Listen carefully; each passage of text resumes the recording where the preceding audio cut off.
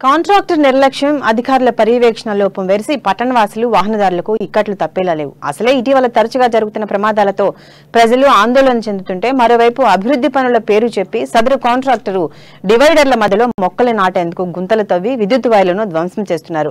తెర్పల్లి నుండి చాందాటి వంతెన వరకు డివైడర్ల మధ్యలో మొక్కలు నాటేందుకు గుంతలు తీస్తున్నారు. అయితే ఇందుకోసం కూలీలతో కాకుండా ప్రొక్లీనర్తో పనులు చేపట్టడంతో వాటి మధ్యలో ఉన్న విద్యుత్ వైర్లు పూర్తిగా ధ్వంసమై ఆ ఏరియాలో కారు చీకట్లు కమ్ముకునే పరిస్థితి నెలకొంది.